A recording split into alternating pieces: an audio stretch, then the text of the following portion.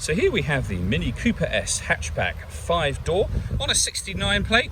I'm going to start off by showing you around the outside of the car, and then we'll hop in and run through some controls on the inside. But from the outside, it's got 5 doors, as I mentioned, with those black alloy wheels and tinted windows. Let's start off inside the boot and then work our way around the rest of the car from there. So as we approach the boot, you can see that we have reversing sensors, plenty of boot space as well, along with that 60/40 split folding rear seat. And the boot space can be increased by folding that tray section up away behind the rear seats.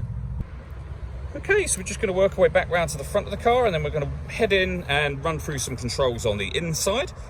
But now that we've done a full circle of it, you can see it's in excellent condition the whole way round. Just briefly before we climb in, I think it's while we're seeing the interior from this exterior point of view, there's plenty to run through on the dashboard, so let's hop in and we'll do that now.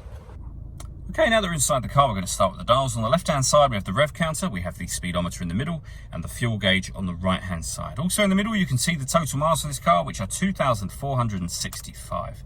The information displayed above that can be changed using a button on the end of the indicator stalk for various bits of trip computer information, or the digital readout for the speedometer that you see being displayed now. If we back out to the steering wheel, on the left-hand side, we have cruise control and speed limiter, and on the right-hand side, stereo and phone controls, including voice activation for the phone. Over in the center is where you will pair your phone up before you can use it. This is all touchscreen, so you can do everything in terms of pairing up your phone from here. You go all the way back to the beginning again, or all of the movements on the screen can also be done using this dial and this collection of buttons just here. So you can rotate it to certain things. You can press the button down to highlight the thing that you want to go into, for example, satellite navigation.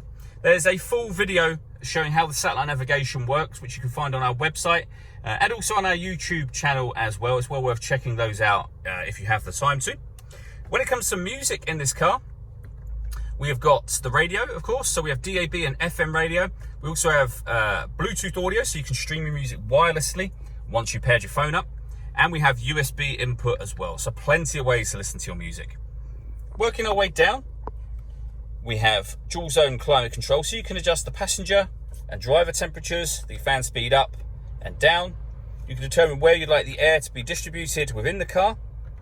When you're happy with those settings, air conditioning is on when that light shows, so off or back on again, or hit auto.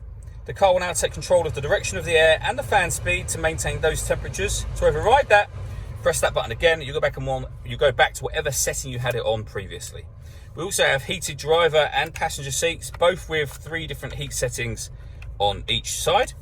Beneath that, we can turn off the stop and start. This car is designed to cut out when it's stationary in traffic, which will save you fuel. That system is now off. That tab starts and stops the engine, and this one turns off the traction control.